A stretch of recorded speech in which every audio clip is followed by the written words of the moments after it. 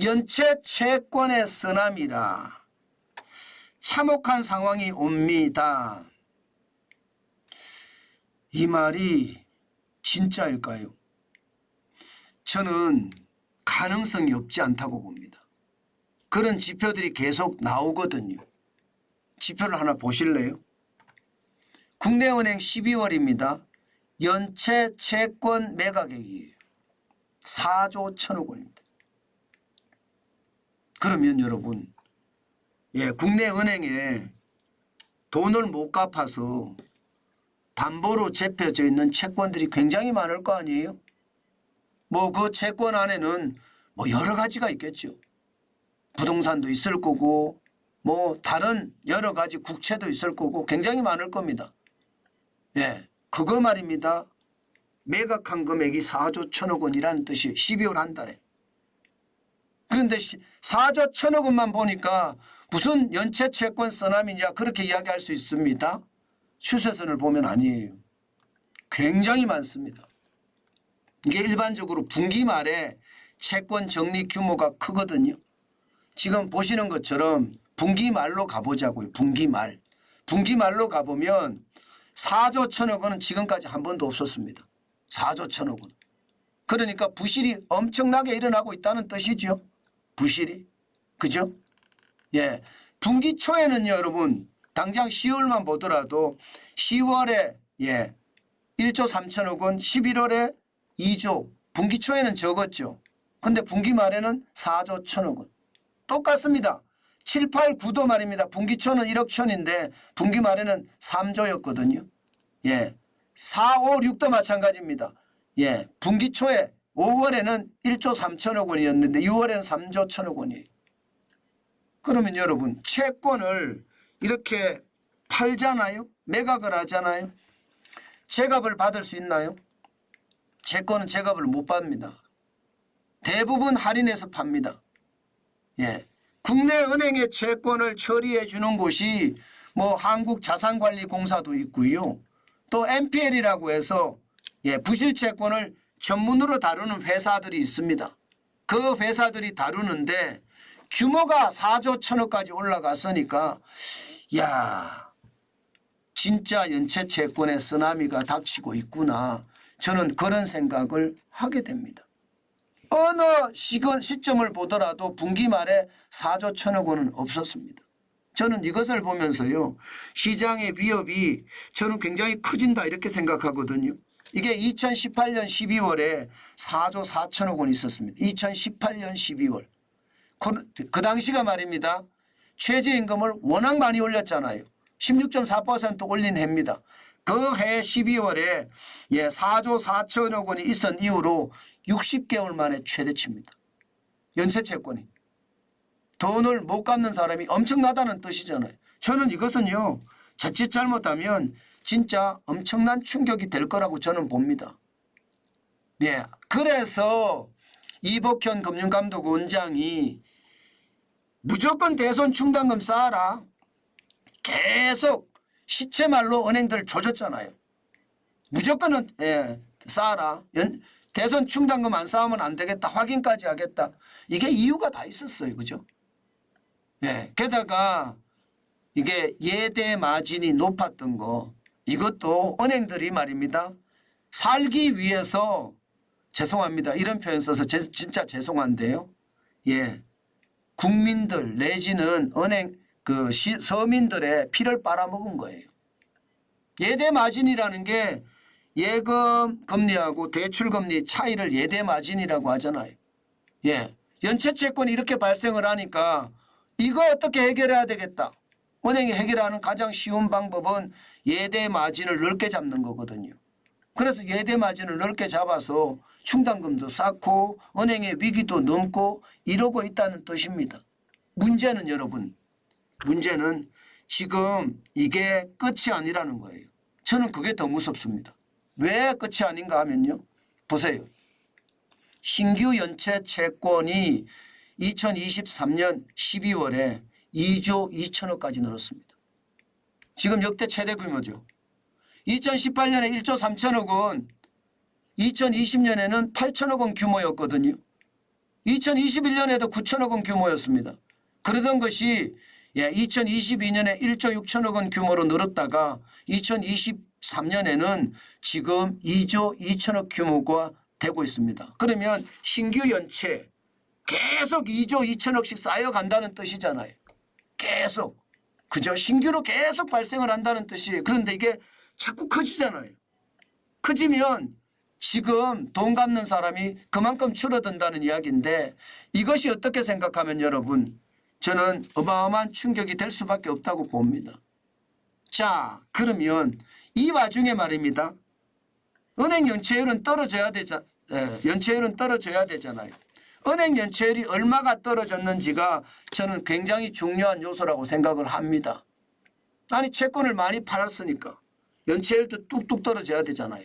그런데 웃긴 것은요. 연체율이 뚝뚝 안 떨어집니다. 11월 달에 0.46이었잖아요. 지금 12월 달에 0.38이에요. 이게 11월 대비해서 12월에 0.38이면 떨어진 듯 하나요. 분기 말 기준으로 가면 자꾸 올라가는 중이에요. 9월에 0.39였거든요. 12월에 0.38. 별로 차이가 안 나죠. 6월에 0.35였는데 지금 0.38. 굉장히 높은 수치입니다. 그렇게 따지면. 지금 원화대출 전체를 보고 볼 때 그렇다는 뜻이에요. 지금 2020년 진짜 어려울 때 분기 말 기준으로 항상 봐야 되는데요. 3월에 0.39였거든요. 지금 2020년 3월하고 지금 똑같다는 뜻이잖아요. 3월하고. 그러니까 지금의 위기가 저는 굉장히 크다.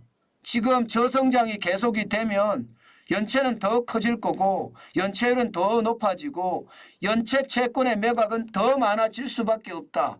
이것은 경제에 치명상을 입힐 가능성도 높다. 이렇게 이야기할 수 있는 건가요? 아마 있을 겁니다. 그 증거가 있습니다. 가계대출을 보세요. 가계대출.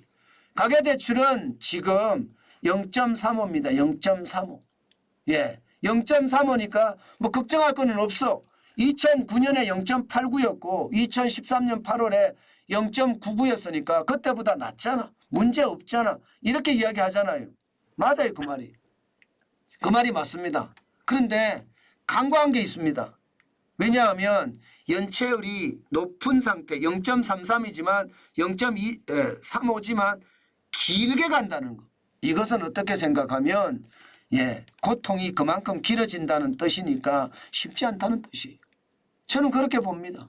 쉽지 않다는 뜻입니다. 지금 이대로라면 여러분 국내 가계가 지금 연체율이 0.34인데 충격이 된다는 뜻이고요. 세부적으로 보면 말입니다. 가계 신용대출은 0.66입니다. 0.66이면 위험 수준입니다. 신용대출이. 주택담보대출은 0.23이지만 가계 신용대출이 0.66이니까 가계 전체적으로도 쉽지 않다는 뜻이잖아요. 채권을 그렇게 많이 지금 60개월 만에 최대로 많이 매각을 했는데도 연체율은 안 떨어진다. 연체 채권을 매각하면 연체율이 많이 떨어져야 되거든요. 안 떨어져요. 생각보다. 그럼 결국은요. 올해도 어렵다는 뜻이에요. 이렇게 되면요. 이렇게 되면 어렵다는 뜻밖에 안 됩니다. 지금 기업도 마찬가지입니다. 기업도 2023년 11월에 0.52였거든요. 위험 수준에 올라갔습니다. 0.4에서 0.5면 이게 위험 수준이라고 이야기합니다. 12월에 0.41로 떨어지기는 했습니다. 그렇지만 9월에 0.42하고 똑같고요. 6월에 0.37보다 많습니다. 분기 말보다 많습니다. 게다가 말입니다. 2020년 12월에 0.34보다는 훨씬 높고요. 2022년 12월에 0.27보다도 훨씬 높습니다. 그러니까 대출에 대한 연체가 심각하다. 그렇게 이야기하죠. 기업이 진짜 어렵습니다. 기업은 대기업은 0.12라고 하지만 중소법인은 0.48, 개인사업자도 0.48. 여전히 어려운 상태에 저는 처해져 있다. 이렇게 생각합니다. 제가 참혹한 상황이 옵니다 하는 것도 이런 이유입니다. 그만큼 연체율이 높아지고 이게 떨어져야 되는데 떨어지지 않고 계속해서 올라가는 것. 연체 채권을 매각하는데도 올라간다는 것은 그만큼 경제 상황이 더 어려워진다는 뜻이기 때문에 상황은 점점 더 꼬여간다. 저는 그렇게 생각을 합니다. 참혹한 상황이라는 게 결국은요. 대출을 갚지 못해서 최악의 상황을 맞는 것을 말하는데 저는 그 상황이 자꾸 현실이 된다고 생각을 하니까 사실은 굉장히 두렵습니다. 예, 여러분 시장이 제가 아주 작은 단서잖아요. 연체율이 지금 굉장히 많이 떨어졌다고 이야기하지만 사실 알고 봤더니 부실채권을 매각해서 연체율이 떨어진 거고 실질적으로 분기 말에 떨어진 것을 확인해 봤더니 예상보다는 안 떨어졌더라. 이것은 결국 위기의 전조 현상이 저는 나타날 수도 있다. 저는 그렇게 말씀드리고 싶은 거예요. 이게 연체채권을 정리를 4조 1천억 원 60개월 만에 했는데도 불구하고 연체율이 안 떨어진다는 것은 많이 안 떨어진다는 것은 위험에 많이 노출이 돼 있다 이런 뜻입니다. 이게 자칫 잘못하면 저성장 기조가 길어지잖아요. 참혹한 상황이 그래서 온다는 겁니다. 저성장 기조가 길어지는 것은 제가 늘 여러분들에게 말씀드리는 거 있잖아요. 이게 경제적 고통이 다른 어느 때보다 커진다고 제가 계속 말씀을 드렸잖아요. 그게 현실이 된다는 뜻이에요. 현실이. 그래서 안타깝다는 생각을 요즘은 부쩍 많이 합니다. 요즘은 진짜 부쩍 많이 합니다. 경기가 좋으면 이런 걱정은 안 하는데요. 경기가 예상보다 지금 나쁩니다. 그래서 두렵다는 생각까지 들 정도로 말입니다. 어쨌든 여러분 윤석열 정부가 총선 이후에 경제개혁을 제대로 단행한다고 하니까 더 좋아질 수도 있겠죠. 그렇지만 현재 기준으로 지표만 가지고 봤을 때는 어렵습니다. 어려운 거 잘 극복하시기를 다시 한번 당부드립니다.